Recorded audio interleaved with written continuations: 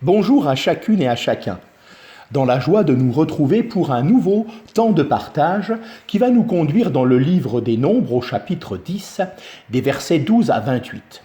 Nous trouvons ici la liste de chaque tribu d'Israël qui doit se mettre en mouvement.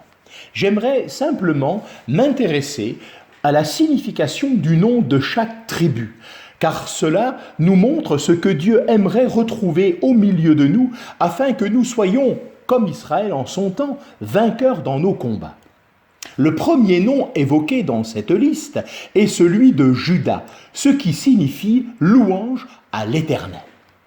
Dans le livre des Juges, au chapitre 20 et au verset 18, est confirmé le fait que Juda était le premier à combattre. Surprenant. Et pourtant, la louange a une grande importance dans notre vie. C'est une porte d'entrée dans la présence de Dieu.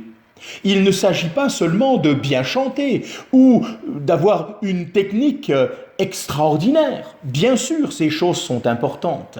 Mais la louange est motivée par notre amour pour le Seigneur. La dynamique de la vie chrétienne ne se trouve pas dans ce que nous avons pu faire pour Christ, mais dans ce que Christ a fait pour nous. Hudson Taylor disait « Le cantique des cantiques est la dynamique de ma vie ». Dieu aimerait voir dans nos vies l'amour, la foi, l'acceptation, la reconnaissance en toutes circonstances, la confiance totale, même dans l'épreuve.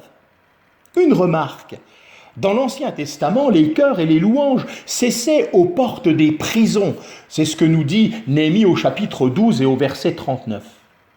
Dans le Nouveau Testament, la louange éclate même en prison. Nous retrouvons Paul et Silas enfermés dans Acte 16 au verset 25, chantant les louanges de Dieu.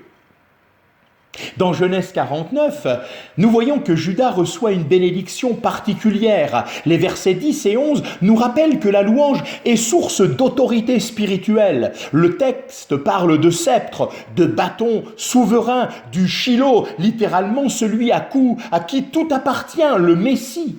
Le verset 11 évoque déjà l'entrée triomphale de Jésus sur un ânon et la scène.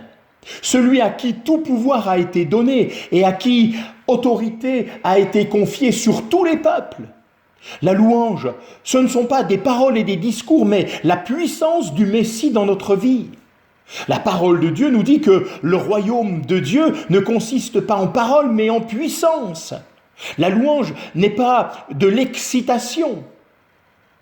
Et dans le psaume 29 au verset 11, la traduction anglaise dit « L'Éternel donnera la puissance à son peuple, l'Éternel bénira son peuple dans la paix. » Ah, quelle puissance que la puissance de la louange, que le Seigneur nous permette encore de faire monter vers lui nos louanges et nos acclamations. N'oublions pas que notre Dieu est celui qui siège au milieu des louanges de son peuple et nous voulons dire « À toi la gloire ».